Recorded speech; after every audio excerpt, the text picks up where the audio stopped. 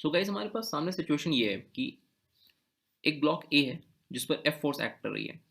वो ब्लॉक एक येलो रंग की स्ट्रिंग से एक पुली से अटैच्ड है और ये जो पुली है इसके ऊपर से एक ग्रीन रंग की स्ट्रिंग पास हो रही है और फाइनली वो ब्लॉक बी से अटैच्ड है और ये जो एंड है ये फिक्स्ड एंड है।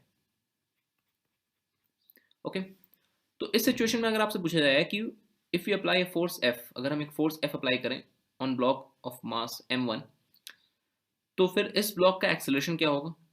लेट्स से a1, इस स्ट्रिंग में टेंशन कितना क्रिएट होगा, लेट्स से T1। फिर ये जो दूसरी स्ट्रिंग है, क्योंकि हमें पता है कि जैसे ही स्ट्रिंग चेंज होती है टेंशन बदल जाता है, तो इस दूसरी स्ट्रिंग में टेंशन कितना क्रिएट होगा, लेट्स से T2। और ये जो लास्ट में ब्लॉक बी है जिसका मास m2 गिवन है, उसमें एक्सेलरेशन कितना क्रिएट होगा, लेट्स से a2। ओके, तो इस क्वेश्चन को हम कैसे सॉल्व कर सकते हैं। अब आप सोचिए कि जैसे ही आप एफ फोर्स अप्लाई कीजिएगा ऑन ब्लॉक ए, तो ये ब्लॉक कुछ डिस्टेंस मूव करेगा। मान लीजिए हैं वो डिस्टेंस x है। तो अगर ये ब्लॉक डिस्टेंस x मूव करेगा तो हमें सोचना ये है कि ये ब्लॉक b कितना डिस्टेंस मूव करेगा। तो आप इस वीडियो को पॉज करके पहले जरा सोचें और फिर आप आगे का एक्सप्लेनेशन देखें। सो आई होप आपने कुछ सोचा। तो लेट्स से कि ब्लॉक a मूव किया distance x under the action of this force f। ये ब्लॉक a इस येलो स्ट्रिंग के साथ डायरेक्टली इस पुली से अटैच्ड है। तो अगर डायरेक्टली अटैच्ड है तो इस स्ट्रिंग का लेंथ चेंज नहीं होना चाहिए जो अब तक हमने सीखा है। इसका मतलब कि उस लॉजिक के हिसाब से फिर ये पुली कितना डिस्टेंस मूव करनी चाहिए, इस पुली का भी डिस्प्लेसमेंट जो होना चाहिए वो एग्जैक्टली कितना होना चाहिए, that should be just x only. तो ये पुली भी एक्स डिस्टेंस ही मूव करेगी ना, क्योंकि ये पुली डायरेक्टली इस ब्लॉक ए से अटैच थी और ये स्ट्रिंग जो बीच में है उसका लेंथ चेंज नहीं हो सकता। तो फिर इस पुली को भी एक्स लेंथ ही मूव करना है। ओके, अब आप सोचिए कि अगर ये पुली एक्स लेंथ मूव की और जहां पर ये स्ट्रिंग फिक्स्ड एंड से अटैच्ड है, तो फिर उस लॉजिक के हिसाब से ये ब्लॉक बी कितना लेंथ मूव किया होगा। अब देखो ये पॉइंट फिक्स्ड है, यानी कि हम ठीक अगर इस पॉइंट के कॉरस्पॉन्डिंग देखें तो हमारे पास यहाँ तक एक पॉइंट आता है जो लेंथ पहले भी अवेलेबल था यहाँ तक। मान लेते हैं इस पॉइंट को हम .1, इस पॉइंट को मान लेते हैं .2। तो यहाँ पर भी ये .1 था, यहाँ पर भी ये .2 था। तो यहाँ तक तो 1 से लेकर के 2 तक लेंथ एग्जैक्टली सेम है। फिर एक लेंथ होता है जो कि इस पुली के अराउंड वाइंड अप हो रहा है। तो ये लेंथ मान लेते हैं ये लोअर पॉइंट को 3। तो .2 से लेकर के .3 तक का लेंथ भी क्या है, वो अभी भी फिक्स्ड है ना, क्योंकि यहाँ से लेकर के यहाँ तक तो वो लेंथ अभी भी वाइंड अप हो रहा है। ठीक है, उसके बाद फिर इस ब्लॉक बी का कुछ पोजीशन था, राइट। इसको मान लेते हैं हम .4। अब आप देखो कि ब्लॉक बी अपनी जगह से डिस्प्लेस तो हुआ है, वो तो दिख रहा है सामने कितना डिस्प्लेस हुआ है। तो 1 से लेकर के 2 तक का लेंथ फिक्स्ड है। फिर ये जो कर्व पार्ट है उसका लेंथ फिक्स्ड है। लॉजिक हम सिंपली जानते हैं कि इस ग्रीन रंग की स्ट्रिंग का टोटल लेंथ सेम रहना है। तो फिर जो टोटल लेंथ सेम रहना है इसका मतलब कि आपको यहाँ पर एक्स्ट्रा लेंथ कुछ दिखाई दे रहा है। ये .2 से लेकर के लेट्स से इसको हम 2 डैश नाम दे देते हैं, इस पॉइंट को 3 डैश नाम दे देते हैं। ठीक इस .2 से लेकर 2 डैश तक एक्स लेंथ है, इस पॉइंट को हम 4 डैश नाम दे देते हैं। तो 4 डैश से लेकर के 3 डैश तक का लेंथ कितना होगा, वो भी एग्जैक्टली एक्स के ही बराबर होगा ना। अब आप देखिए कि पहले फिगर में ये लेंथ आपको x और ये उसके नीचे x दिखाई नहीं दे रहा था। पहले फिगर में .2 के बाद सीधा कर्व पार्ट आ रहा था। अब .2 के बाद एक x लेंथ का स्ट्रिंग दिखाई दे रहा है, फिर कर्व पार्ट है, फिर फर्दर x लेंथ का स्ट्रिंग दिखाई दे रहा है।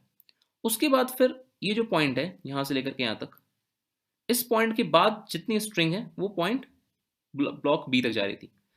मतलब एक्स्ट्रा लेंथ यहाँ पर हमें क्या दिखाई दे रहा है, एक्स्ट्रा लेंथ जो हमें दिखाई दे रहा है दैट इज 2x। तो ये 2x जब आपको एक्स्ट्रा दिखाई दे रहा है इसका मतलब कि कहां पर से आपका लेंथ कम हो रहा है। आपका लेंथ जो कम हो रहा है वो इस पॉइंट से कम हो रहा है कि पहले ब्लॉक बी यहां था, अब ब्लॉक बी यहां पर है, तो ये लेंथ गायब हो गया।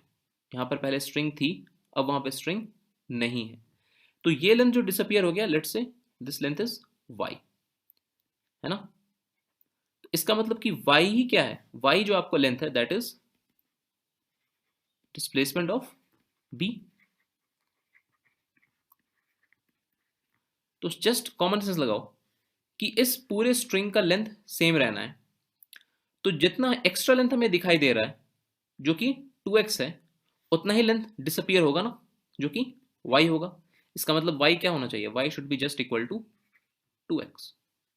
ठीक है, तो हुआ क्या, एक पुली x लेंथ डिस्प्लेस की, तो पुली के ऊपर से भी स्ट्रिंग चाहिए होता है हमें x लेंथ का, पुली के नीचे से भी हमें स्ट्रिंग चाहिए होता है x लेंथ का, बाकी कर्व पार्ट तक तो सेम रहा। तो ये अपीयर हुआ हमारे सामने स्ट्रिंग का लेंथ, ये कहां से आया, ये डेफिनेटली ये ब्लॉक बी एग्जैक्टली इतना ही लेंथ, यानी कि x plus x 2x length displace हुआ, ताकि वो 2x लेंथ आपको यहां पर दिखाई दे रहा है। तो जितना यहां से कम होगा उतना ही ब्लॉक बी डिस्प्लेस होगा और उतना ही आपको यहां पर लेंथ अपीयर होगा। तो लॉजिक हमने क्या सीखा कि अगर ब्लॉक ए एक्स लेंथ शिफ्ट किया, डिस्प्लेस हुआ, तो इस फिगर में ब्लॉक बी जो है वो 2x लेंथ शिफ्ट हो जाएगा। यानी कि बाय दैट लॉजिक अगर इसका एक्सेलरेशन a1 है तो फिर इसका एक्सेलरेशन क्या हो जाएगा, this a2 will be actually what, this a2 will be actually twice of a1। क्योंकि हमें क्या करना है, हमें जस्ट इसको दो बार डिफरेंशिएट करना है, हम दो बार डिफरेंशिएट करेंगे। तो इसका डिफरेंशिएशन क्या आता है, इसका डिफरेंशिएशन अब d2 y by dt2 will be equal to what, will be equal to twice of d2 x by dt2। इसका मतलब क्या आ रहा है, that a2 equals to twice of a1। ठीक है, तो यही बात हमें समझनी थी कि अगर इस तरह के कंसेप्ट में जहां पर डायरेक्टली एक ब्लॉक पुली से अटैच्ड है, अगर उसका एक्सेलरेशन a है, तो फिर इसका मतलब कि ब्लॉक बी का एक्सेलरेशन क्या होगा, वो हो जाएगा 2a। ठीक है, so this was the concept जो कि आप हमेशा जहन में रख सकते हैं। तो अब हमें बचा हुआ क्वेश्चन सॉल्व करना है। तो हमारे लिए क्वेश्चन बहुत सिंपल हो गया। अब हम ब्लॉक ए का एफबीडी ड्रॉ करें, तो ब्लॉक ए पे क्या फोर्स लग रहा है, दैट इज एफ। टेंशन की अगर बात करें तो लेट से ब्लॉक येलो स्ट्रिंग में टेंशन T1 है acting away from the object. इस T1 को मान लेते हैं T। ओके, हमने सीखा है प्रीवियस लेक्चर में कि अगर एक पुली है जहां पर उसके एक तरफ इधर स्ट्रिंग है और यहां से फिर एक स्ट्रिंग ऐसे पास हो रही है, तो पुली पर नेट फोर्स हमेशा जीरो होती है। तो अगर इधर टेंशन T है तो यहाँ और यहाँ पर टेंशन क्या होनी चाहिए, फिर यहाँ पर टेंशन होगी उतनी होनी चाहिए। लेट्स से ये T डैश है तो फिर इधर भी क्या होगी, T डैश ही होगी, क्योंकि यही सेम ग्रीन रंग की स्ट्रिंग जा रही है, मैं इसी की बात कर रहा हूँ। तो ये दोनों टेंशन यानी कि T2 प्लस T2 या T डैश बोले यहाँ पर, उसको मैंने अगर ऑलरेडी नाम दे दिया है T2 तो T डैश आप भूल जाइए, इसको हम T2 ही कहते हैं। तो T2 आपको ऊपर से भी लग रहा है, T2 नीचे से भी लग रहा है, यानी कि twice of T2 should be equal to what, should be equal to T1। या T1 को अगर हमने T कह दिया तो इसका मतलब कि T2 विल बिकम T/2। तो जो स्ट्रिंग डायरेक्टली अटैच्ड होता है उसमें जो भी टेंशन होती है, जो स्ट्रिंग वाइंड अप होकर ऊपर से जा रही होती है उसमें टेंशन हमेशा हाफ हो जाती है। लॉजिक क्या है कि नेट फोर्स आपको बैलेंस करना है।